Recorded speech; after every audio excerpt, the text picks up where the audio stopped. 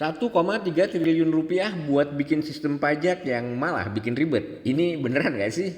Cortex sistem aplikasi pajak yang diharapkan bisa meningkatkan penerimaan negara, malah menuai banyak masalah. Wajib pajak kesulitan akses, sistem error, dan publik baru tahu setelah ada skandal besar. Kok bisa? Yuk kita bahas bareng-bareng. Jadi gini ceritanya, pemerintah melalui Direktorat Jenderal Pajak atau DJP bikin sistem bernama Cortex. Tujuannya supaya pengelolaan pajak lebih efisien dan penerimaan negara makin optimal. Kedengarannya keren, tapi ternyata setelah beroperasi, Cortex justru menyulitkan wajib pajak. Sistemnya sering error, data sulit dimigrasi, bahkan pegawai pajak sendiri bingung cara pakainya. Kok bisa? Nah, menurut para ahli ada 4 alasan kenapa sistem ini gagal berfungsi optimal.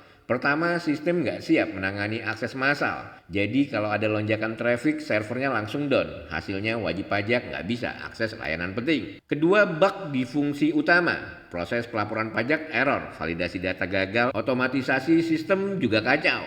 Intinya banyak fitur yang belum siap. Ketiga, kapasitas sistem yang kurang memadai. Arsitektur sistemnya nggak scalable. Begitu volume data naik langsung lemot atau bahkan crash. Yang terakhir, software yang kurang sesuai. Cortex pakai software COTS alias Commercial Off the Shelf.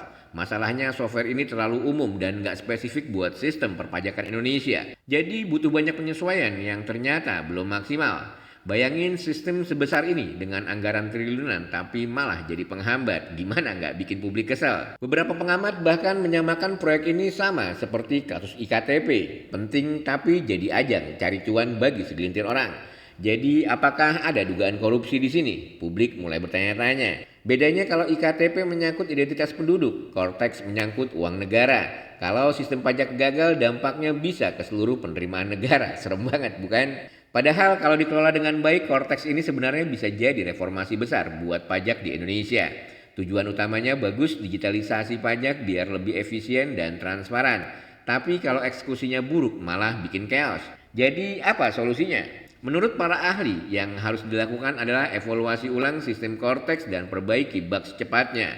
Pastikan infrastruktur server bisa menampung lonjakan traffic, transparansi penggunaan anggaran biar publik nggak curiga. Libatkan lebih banyak pakar teknologi dan perpajakan supaya sistemnya lebih matang. Nah sekarang giliran kalian, menurut kalian apakah proyek Cortex ini benar-benar kegagalan kebijakan atau ada sesuatu yang lebih besar di baliknya? Apakah ini murni kesalahan teknis atau ada indikasi korupsi? Tulis pendapat kalian di kolom komentar.